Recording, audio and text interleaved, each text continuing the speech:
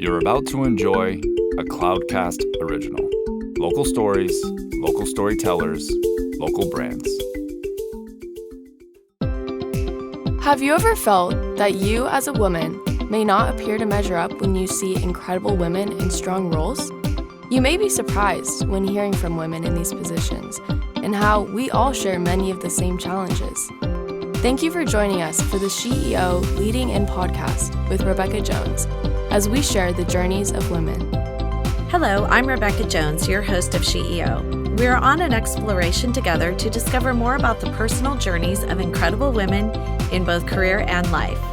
We all have paths to share that sometimes take incredible turns, deep resilience, and courage to navigate. My hopes are that the challenges shared here encourage women to take leaps of faith and growth when a journey feels too difficult or unachievable. There is great strength deep within each one of us. These stories are meant to share the way strong women have taken their dreams to strive and thrive to new heights despite their sometimes rocky paths and found a way to lead in.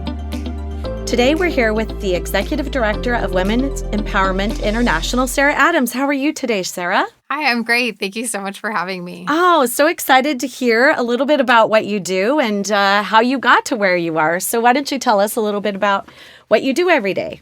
Okay, well, Women's Empowerment International is a nonprofit organization, and we have a very small staff. It's just me and then one other part-time person, and we have a marketing consultant who helps us out as well, and then a lot of really passionate, dedicated volunteers, board members, committee members, and all of our donors and supporters. And so on staff, we wear a lot of different hats. So every day is a little something different. One day I'm focused on marketing and outreach and trying to think about how can we get out the word about the great work that the organization is doing and all the really amazing ways people can get involved. Or the next day I might be talking to some of our donors or planning an educational event or writing content for our website or our newsletter. So I really like wearing those different hats. And that's one of the things that's really, I think, kept me challenged and excited to be in the nonprofit sector is finding those jobs where I really get to explore different I guess, skills and strengths and learn things. Well, it also evokes a lot of growth, right? Yes, personal absolutely. Growth. So, as you know, let's just go a little bit back in your life. Do you have a fun childhood story you'd like to share with us that we could learn a little bit more about you just outside of your career? I was kind of reflecting on this whole path, thinking about this interview coming up and listening to some of the other episodes and what's inspired the other women and trying to think about, what has really kind of driven me to this moment and what was something pivotal that happened, in my childhood. And I came back to this memory that I hadn't thought about in a while. In first grade, there was a boy in our class that had lost his hair due to cancer treatment. And the playground bully had come over to him and pulled off his hat and was teasing him. And I saw this happening and I just marched over to them and told that bully, like, what you just did was not nice. And, I think about that because I was a very quiet, shy, timid child. And in that moment, though, I saw this wrong being committed and somebody being hurt and thought, I need to speak up. I need to be the one to say something and do something about it. And at moments, this story has kind of come back to me, thinking when I'm feeling nervous about using my voice or being the one to speak up and thinking, I need to remember that brave little girl and channel her when I'm having those moments of feeling shy and stepping back and being nervous to use my voice. Well, I think now more than ever, these days, there are a lot of bullies out there. And I think now is a time where you do need to use your voice. And I always say in a very nice, gentle way. But, sometimes it has to be a little more forceful. It depends on the time, right? The time and the circumstance. But that's a very good piece of advice because the truth is we all have culpability in what happens moving forward. And, working together, you can't do it if you've got only a couple of people that have their voices heard. So I Right. love that. Thanks for sharing that. So what do you think one word might be that describes who you are? I hope people would say compassionate. I think I try to approach my work with compassion and passion and my interactions with other people and kind of that ethic of care and caring for people and where they're coming from and kind of how things are perceived. And I totally think that's a great trait. And I think every job there needs to be a bit of that. Definitely. No matter if you're running a company and you need to be very strong, you still need to have that compassionate side to you. Even in local government, it's really important to have that side, because the truth is there are people that might work for you, work with you, that need that every now and again. And, I think more now than ever, we really need to remember you've got to have a soft side to you too. Even as a Right. woman, Mm-hmm. even as a man, everyone Yeah. needs to have a little bit of compassion toward one another and Yeah. grace too. But I love that. So how long have you been doing your current career? How long have you been in that field? In nonprofit? I've been in the nonprofit sector, I would say just over 20 years, maybe 22-ish years now. So a while. I've been in my current role though, just about 6 months, and I'm loving it. Great. So what made you even start that company? What did you see? What was the need? And then you said, I have a solution for that. What was that? For women's empowerment. Yeah. Well, I actually was not the one to found it. And so Okay. I was lucky enough to come into this role to be selected as the second executive director with the organization and come into this amazing organization that a group of women actually started. They had their first meeting back in 2003. And it was really driven by a few colleagues and friends who saw what was happening for women around the world and women experiencing extreme poverty in other countries, and knew that there were so many women out there with great ideas for businesses and ways to really take their empowerment and run with it and work their way out of poverty, but they just needed access to the right resources and those tools to be available to them and opportunities to be created. And so they started and pulled a group of their friends together and all voted and said, yes, let's do this, and started looking into other organizations to support in ways that they could empower women locally here in San Diego and then around the world. So it's been going strong for about 20 years. That's awesome. Yeah. Well, I think, resources is one thing, and two, encouragement too, and Right. just letting them know you can do this and, just kind of cheering them on. I think that's a big part of it, I'm sure. Yes. Just in the name itself, empowerment.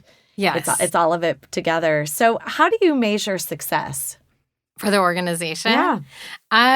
We really spend a lot of time thinking about that, actually. And we have an amazing set of volunteers who are very savvy, and one in particular has a background in evaluation and really looking at impact. And so she had, and now another volunteer, have done a lot of work with the organizations that we support and fund to do some evaluation and really look into the impact. And so they help them create new evaluation metrics for their organization too, which then makes them more sustainable and find additional funding. But we look at, are the women increasing their annual income, over the year? And is that making a difference, what these programs are trying to do and provide, and the way that they're trying to help and support the women? Are they gaining a larger role in the household decision making? Is the financial inclusion methods that are being used really getting them to that point? In a lot of cases, we're seeing that the women are increasing their annual revenue. They are definitely gaining a larger voice, if not the primary voice, then in the household decision making. especially when it comes to finances, because they're gaining their confidence in their financial knowledge and understanding and literacy. And we're seeing that they are building new businesses, that they are increasing their sales, and they are sometimes becoming then the primary income source for their household when, that dynamic had been very switched a lot of times in the past. So what about personally? How do you measure success? I look at, I guess, what, who am I impacting, and how am I inspiring somebody, and how am I building community? I think the word community is very important to me, and seeing, am I helping to make connections for other people? Am I helping people connect to their passions? A lot of my work has been in the past with volunteer programs. And so really being able to connect people to missions that they care about, and finding their way, and I guess their empowerment to be able to be an active part of building the community that they want to see. I also see that, and kind of looking for where are those kind of ripple effects, I guess, that I can create. And helping them become their greatest version of themselves, right? Absolutely. That's awesome. So, okay, with success, the flip side of that, Yes. the failure, can you point to anything that you failed at and you go, darn, I wish that wouldn't have happened? And do you see it that you grew from that, or why don't you share that with us today? Definitely. And I love that question because it really promotes that growth, like you were talking about earlier, and being able to see it as just another stepping stone in our learning journey. Someone once had talked about their beautiful failures. Said, look at all my beautiful failures. Aren't these great? And I really love that kind of idea. But I definitely have. I think one of the ones that sticks the most with me was a time where I was leading a team in a different organization, and the team members were, as it turns out, just not being inspired, and they weren't connecting to the work that we had to do. And I got some really tough feedback that they didn't like, I guess, my leadership style, or it just wasn't working for them, and that they weren't feeling the ownership of the projects we were working on. And I think that really, at first, it was really hard to hear that they weren't happy on the team, because I thought, oh, we're doing a great job. But then I also had seen my role, I think, differently, that I should be creating some sort of buffer from the stress that was being put on our team, and that I would kind of shield them from the organization's stress, the kind of the pressure that was building up on my role to produce with this team. And so I didn't want them to feel that stress. So I was kind of,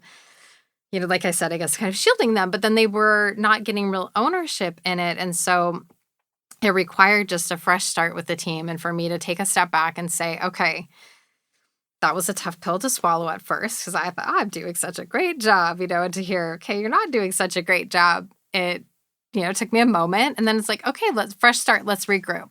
Let's do some team building activities. Let's have a team retreat with just some strategic planning with the team, where I'm not going to lead it all, and let people say, okay, I want to lead this part. I want to lead this part. I want to lead this part.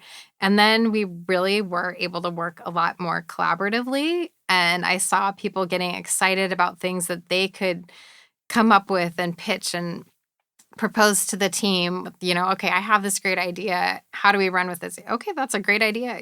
Run with it. Be able to give them that power to be able to do that, and for them to really be able to exercise their own leadership. And so it definitely required that shift in my style, and a little bit more listening to what the feedback was, and how people really wanted to be involved in the team, and what they saw their roles in, or what they saw their roles as, and how to make that work. I'm glad you brought up listening, because a lot of leaders don't take that time. Mm-hmm. And if you can't figure out how to get your team engaged, you're never going to be successful, because you can't actually get very much done, right? Right. At the end of the day. So as a female leader, what has been your most significant barrier, do you think, in your career? I think sometimes, especially when I was younger, being underestimated.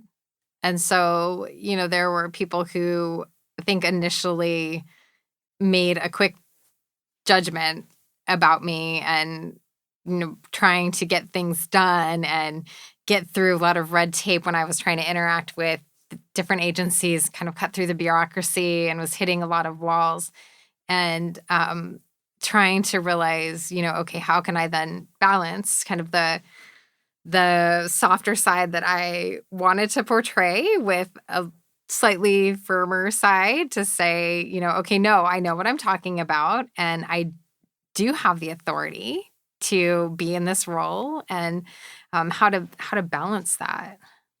That's interesting that you say that's a barrier because that's one of the things I love most about me because I'm always underestimated because I'm highly prepared, which I think you are too. I can see that.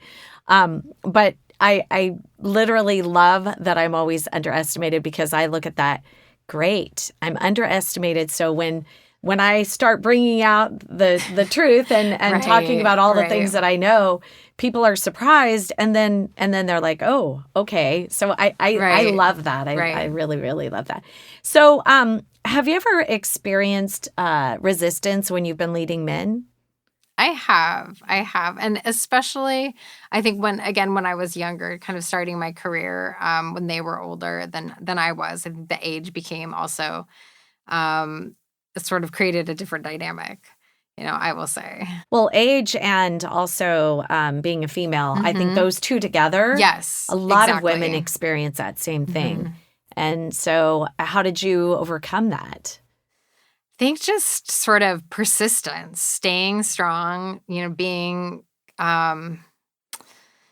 sort of, I guess, just determined that, no, I know my stuff. I'm going to be confident and really seeking ways that I could gain my confidence too. So I think, I had like I mentioned earlier, I have my times where I go back to being kind of that shy, more timid person and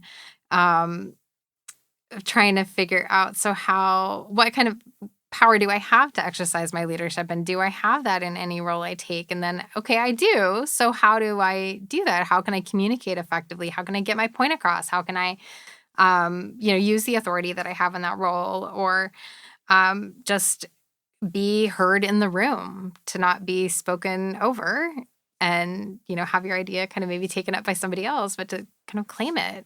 And then how do I also give voice to other people in the room, give them a chance to share their perspectives.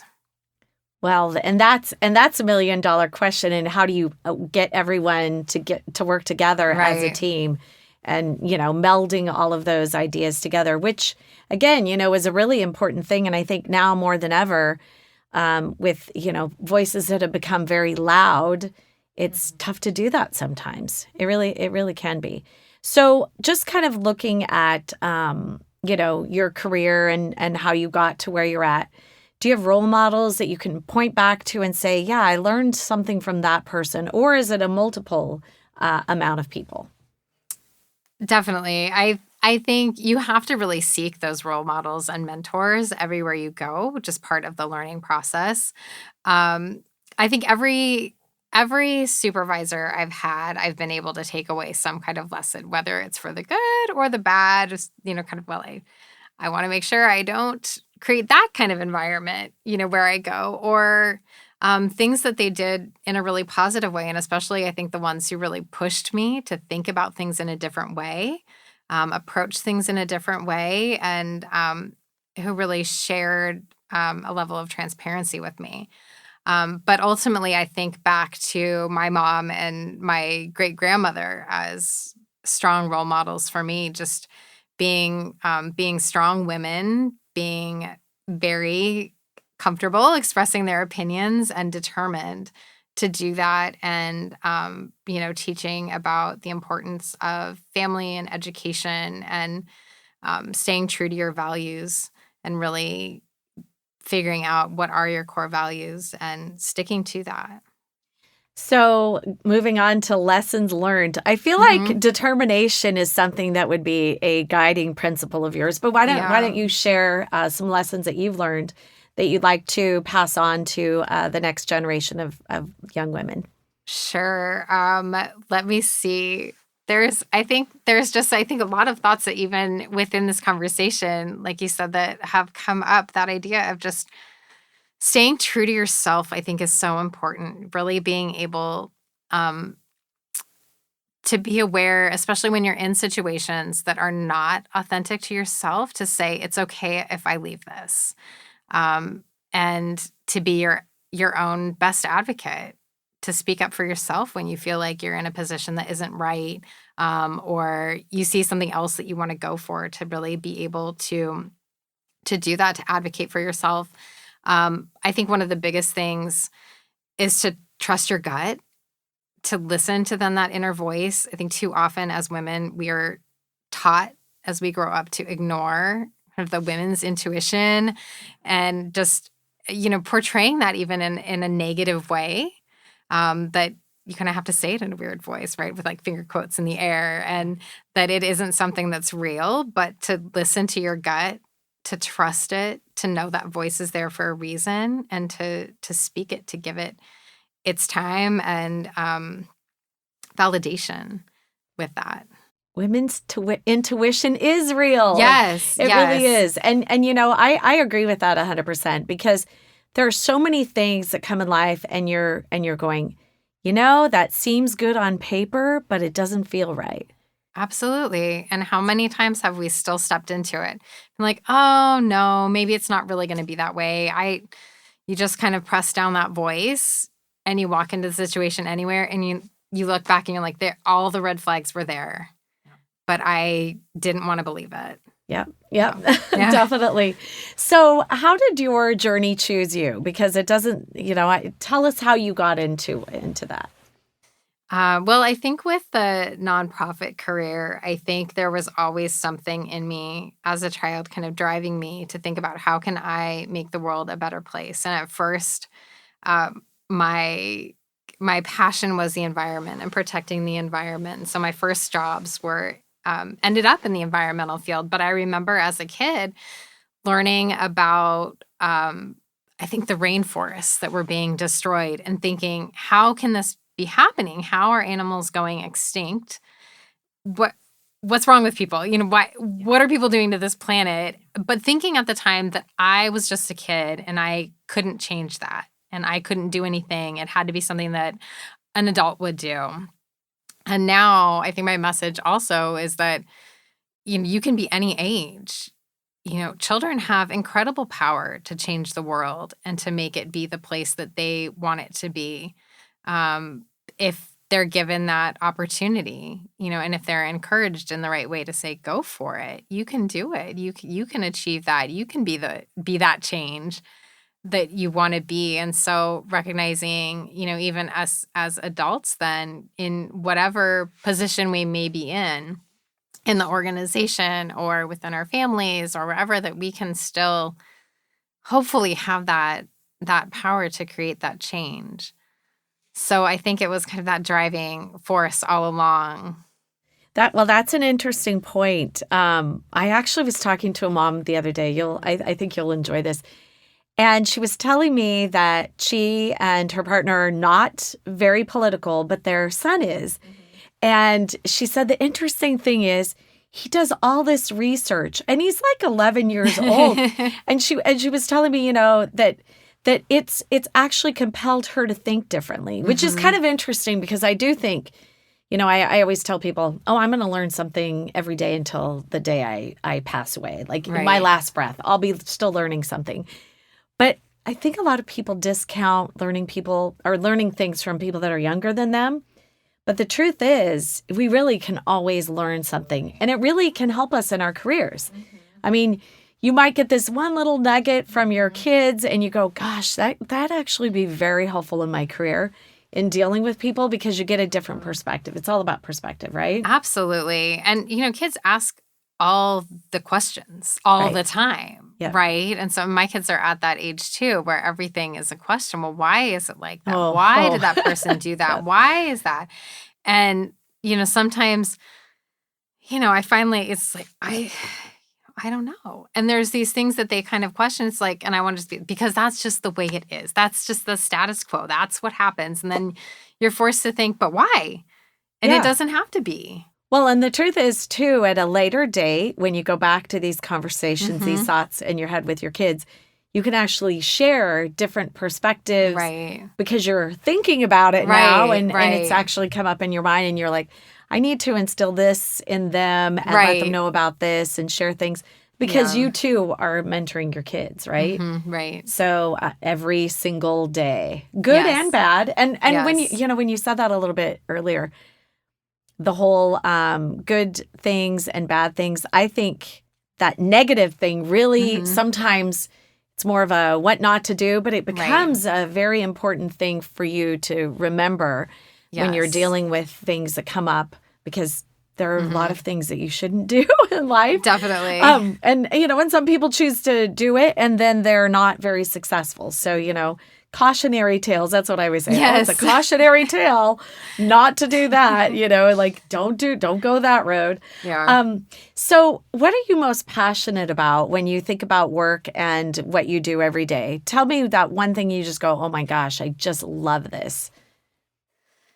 Oh, there's so many things. It's hard to say just one. I think it's hard to pick one, but I think, okay, if I have to just narrow one, one of the first things that comes to my mind is women supporting women in this organization. And we do not just have women donors and volunteers. There are men as well.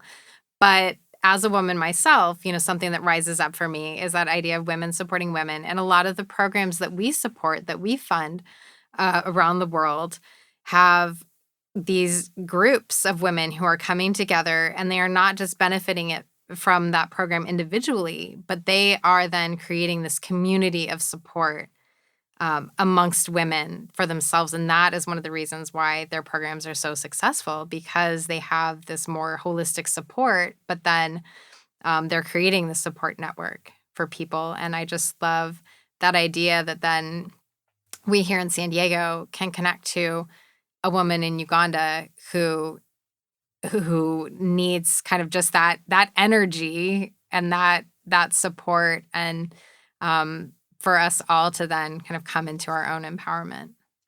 I love that. It brought something to my mind, and that is, out there in the world, there are lots of different kinds of women. There are women that are like what you're talking about, Right. really, really passionate about supporting other women.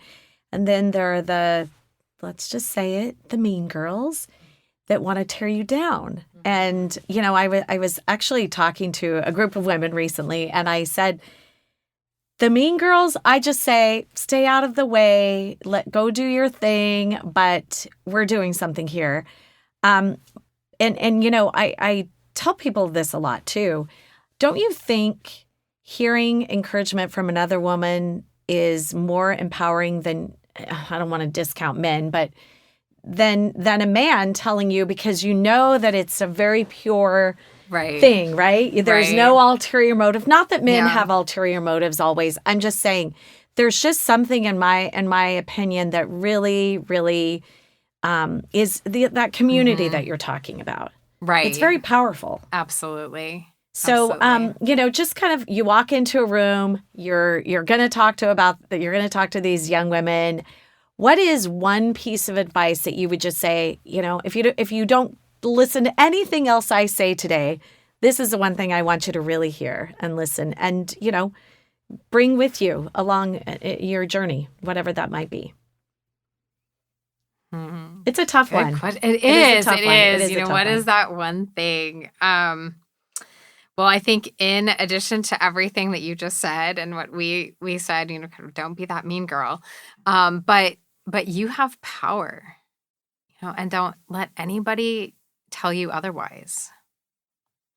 That's really good. Yes. So, Sarah, yes, what's next in your journey, your personal journey? Well, you talked a little bit about the kids. Know. Tell me what that looks like too. So personally and professionally. Well, professionally, I am at a great spot, just coming into this organization, and this kind of is my new chapter, right? Just starting out at this organization. And so I'm just excited to be in my first year and all that learning that then isn't involved and all the challenges and just great stuff that's going on there. But personally, I have 2 young kids. They're 5 and 2. So the older one is starting kindergarten this year. So that's going to be a whole new adventure for us as a family, just with school schedule and getting that really under control. And just watching them grow and, being able to go on new adventures as a family and, see the cool people that they're already turning into and already are is just really exciting. And, I would say it's probably very different than when my kids were little because, a 2-year-old, that Right. means born during the pandemic. What does that look like? That's kind of very interesting it's to me. so different. Yeah. I just so feel for them because my older, she kind of has this memory now, right, of things before the Yeah. pandemic. And so she remembers going to gymnastics class and she wants to go back. And there's kind of this apprehension because we haven't had her in a traditional preschool setting during some of the pandemic. So kind of this like, what is this school thing going to be like? And, all of that. And then my younger, like you said, she's almost 3 now. So she does not remember life before the pandemic. And so this is just normal. And so I look at her and I really just try to take it as inspiration and not be sad for what she's missed out on because she doesn't know anything else. Right. So for her, this is just what life is like. And there are periods of time where then, we don't see a lot of people and it's just our closed little world and just the daycare and home and, a few family members and things. And she doesn't know about the gymnastics class or, the museum or these indoor spaces that we haven't taken her yet because, she hasn't been vaccinated and all of these other concerns and stuff. So it's just, it's going to be exciting. And I just think about that for her when, we continue to open up her She'll world. be fascinated. Right. She will be so surprised. It'll be like a whole new world. Amazing. When we first Yeah. took her to the zoo, it was the first time, we had been, and this was maybe a year or so ago, it was the first time we'd really taken her much out of the house and been around a lot of people. And she was more interested, I think, in all the people than the animals because it was like, whoa, I thought there were, like 8 people in this world. And now all of a sudden there are all these people. So Oh my it's just such a gosh. different Fascinating. perspective, right? Wow, that is really... That's incredible. It's like living in a tiny little town, and then all of a sudden Right. you go out into the world, and you're like, "Whoa, what Right. just happened?" Gosh, Right. that's And luckily awesome. she's just at the sponge stage. Yeah. And she's just a happy kid. So everything is just exciting and she's just soaking it up. And I love it. yeah, it's good. It's good to be able to, then expose her to so many more things. And I think that's so hard, right, for all of us parents during the pandemic of just what kids have missed out on. So I think kind of moving out of that doubt and guilt and into the like, okay, let's just try to move past that and, embrace their resiliency and just what new things can we expose them to and what new adventures can we have. Well, all I would say is enjoy every minute Yes. because when those moments are gone, Yes. you're going to look back and go, I really want the dirty shoes everywhere. I want all the Right. junk left in my car. Those moments are just Yeah. absolutely priceless. Yeah. Thank you so much for joining us today, and I really appreciate your time and hearing Thank all you. about you. And I wish you well in the future, Sarah. Thank you. Thank you so much for having me. And I have to do one quick little plug. If anyone's Yeah. interested in learning more about Women's Empowerment International, to visit us online, womenempowerment.org. We have a lot of ways to get involved and volunteer. And you can see all of that on our website. And supporting other women. Yes, absolutely. Love It's so it. important. Awesome. Thank you. Thank you. Now that was powerful. We hope you've been lifted and encouraged by today's inspiring voice. Always remember that life doesn't look exactly the same for each one of us. Never stop dreaming, striving, and thriving. In future episodes, we look forward to bringing you powerful stories from amazing women who learn how to lead in to challenges. Thank you for listening and being part of our community with SheEO host Rebecca Jones. You have been listening to a Cloudcast original. Local stories, local storytellers, local brands. Find more stories at cloudcast.us.